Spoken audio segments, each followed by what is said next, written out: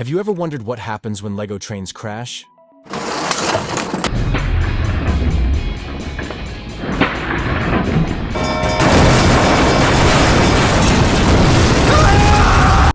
Well, today we're diving into the world of Lego crash tests to see which train stands up the best. Stick around as we put some of the most popular Lego trains through intense crash tests and find out which one reigns supreme. Let's get started. Lego has been a beloved toy for generations, known for its creativity and durability. Among the various Lego sets, Lego trains have gained immense popularity for their intricate designs and functionality. But what happens when these miniature marvels face off in crash tests? Today, we'll examine several different Lego trains, putting them through a series of controlled crashes to evaluate their performance and durability. Of course, Lego trains aren't built for speed. They're built for fun and play. But for the sake of this video, we're going to need to up the ante and get the trains to go a whole lot faster to really show off their durabilities in a crash. That's why the whole motor system has been remodeled and ramped up to really add a lot more power and ultimately speed. First up in the test is the Lego City High-Speed Passenger Train. It is set number 651, and it consists of 610 pieces. Not only does it look awesome, but this set is known for its robust design and functional elements, including a motorized engine, a train on each side, and a passenger carriage in the middle. There is a track included that you can run the train around, and it even came with 3 minifigures too, who always make perfect crash test dummies for these kinds of experiments. We'll start off by looking at how the high-speed passenger train holds up to a head-on collision with a stationary and very immovable object. As planned, the Lego train speeds up and in less than a second crashes into the solid barrier. Luckily, the Lego barrier does its job and acts as a solid wall.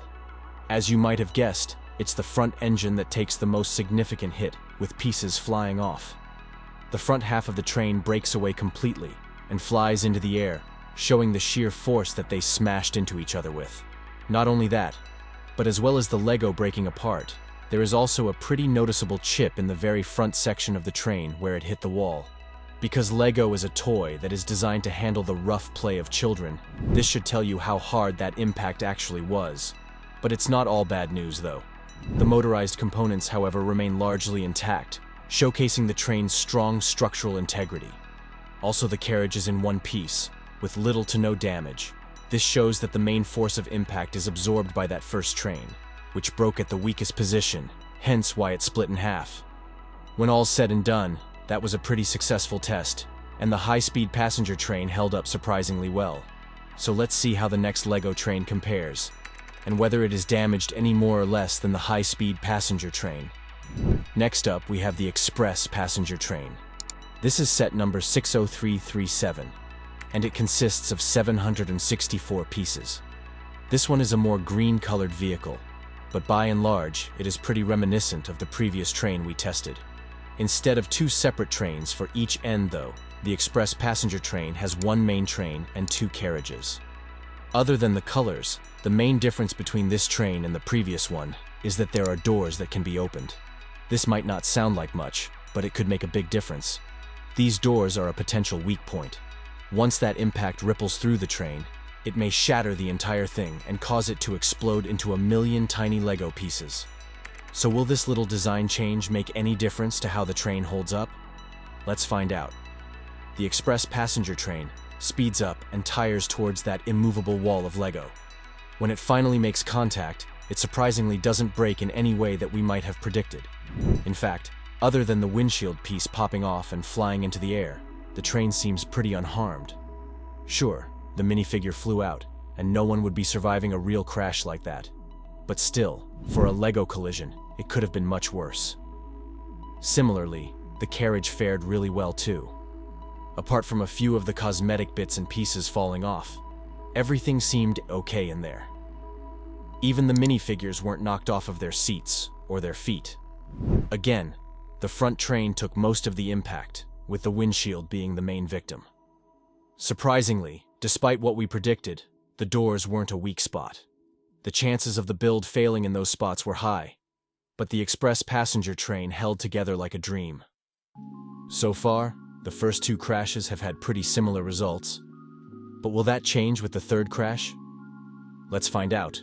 For this third LEGO train crash, we're going to go with something a little different. The LEGO City Heavy Haul Train. This particular vehicle is set number 689, and it has 984 pieces, including 5 minifigures. This train is unlike the previous two in a few different ways. First off, the shape of the train itself is much more different. The first two had arrow-like fronts, whereas this one is more flat. Also, it is not hooked up to carriages, instead pulling a couple of flatbeds which carry a digger and a helicopter. As these two additional vehicles are not fastened down too tightly, our prediction is that as soon as the train hits the wall, those little LEGO builds are going to come flying off. But will our prediction prove to be correct, or are we just overreacting? Let's see how it handles things when the heavy haul train is looked up to the power. Well, for a start, the system struggled to power the train and the flatbed carriages along, so we just narrowed it down to the main LEGO locomotive instead.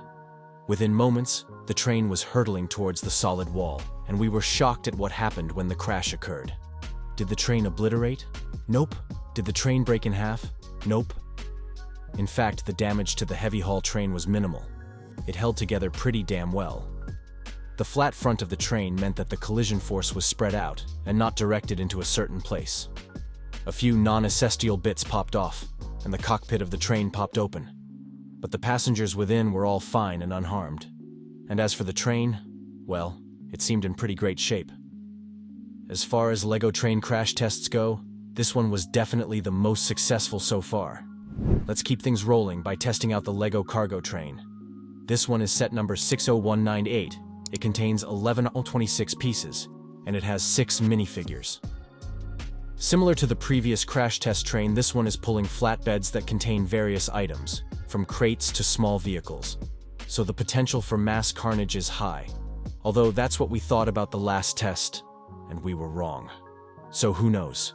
The only way to try it out is to fire it at that wall and see how it does. Within a few milliseconds, the speeding train had hit the LEGO wall, and the destruction was unlike anything seen before in this whole experiment. Despite how well the previous LEGO heavy haul train held up, the similarly designed and shaped cargo train was absolutely destroyed. The front section flew apart, breaking into many different pieces. The flatbed cargo also was propelled forwards, smashing apart too, before the flatbed itself flipped and derailed. The damage was incredible. The minifigures in there were thrown off of their feet, with only the guy that was driving still precariously sat in his seat. If this was a real train, this would not be a crash that anyone walked away from though. It seems that if it was not securely clipped down, anything and everything in this crash was ejected and destroyed. A large part of the actual train section survived, but it was still not in the best shape, and the beating that it gave its passengers was pretty rough. That flat-fronted design certainly helped disperse the impact forces, but still, nothing could stop the ripple of destruction that went through the rest of the train and the flatbed carriages. The penultimate train in this series of LEGO crash tests is the City Freight Train. It is set number 601336, and it 1153 pieces. This is certainly a big boy. It comes with 6 minifigures, all of whom may or may not survive this test. This train is one of the most solidly constructed builds of this experiment. But will that help with its chances of surviving when it hits that wall? In theory, a more solidly constructed vehicle should hold together better. But we've seen that our predictions don't always go as planned. It will be pulling a cargo trailer that houses 2 cars, one on top and one on the bottom. We guess that these cars will be flung loose in no time, as they aren't secured down and are loose. So without further ado, let's hook the LEGO freight train up and see how it does. This beast of a train sets off down the track at lightning speed, and before you could blink, it hit that LEGO wall at speed. But something surprising happened. Not only did it partially derail as it shot towards the wall, but the train and carriage held together very well. The train spun off to one side without too much damage. As we predicted, the carriage, which carried a couple of LEGO cars, lost its cargo, yet the build still remained in one piece. It handled it really well. We're never going to say that the passengers on board are going to have had an easy ride, but none of the minifigures were thrown around too badly. And because most things remained intact and together, we're going to say that this is a relatively survivable LEGO train crash. But how will the final train do? Let's take a look at the last in our lineup of LEGO trains, and see if it can withstand the forces of this crash test. The final train is by far the biggest that we have tackled in this video. It is the LEGO Orient Express. The set number is 21344, and it comes with a massive 2540 pieces, over twice the size of the previous biggest LEGO train build. It's certainly a beautiful looking whopper of a train. Unlike the others that we have tried out so far in this video, the Orient Express neither has the bullet design or the flat-fronted one. Instead, it is designed to be more of a traditional steam train. But will this help or hinder it when it comes to crashing into the wall? Also, the two carriages that the train is pulling are fully furnished. While this might look nice, it also ups the chances of destruction. So let's hoot the LEGO Orient Express up and round this test off in style. And it was certainly a unique one. The first test immediately failed. The train section instantly uncoupled from the carriage when it started speeding up and launched into the air, destroying not only the train, but also a large section of the up until then indestructible wall. There would have been no survivors in that particular crash test. We then tried out the carriage instead, firing that at the wall on its own. And as many of you guys could have predicted, it was not a pretty sight. The carriage impacted and immediately broke open, with bits of the interior flying out and being ejected around the room. Lego pieces went flying, and if that was a real-sized carriage with real-sized debris flying around, that would not have been a good time for any passengers. It's safe to say that despite the size and beauty of the LEGO Orient Express, it is in no way designed for this kind of crash, and both sections were destroyed instantly.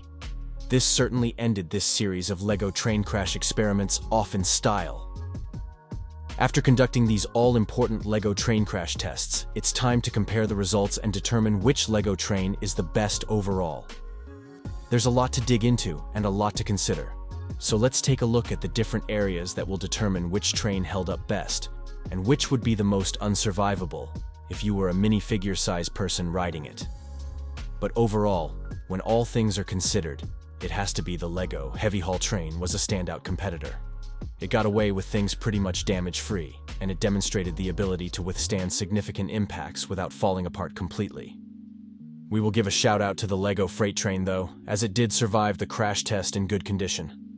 Although, because it partially detailed and didn't impact properly, we can't let it take the crown. The more pointed, arrow-shaped trains fared worse overall.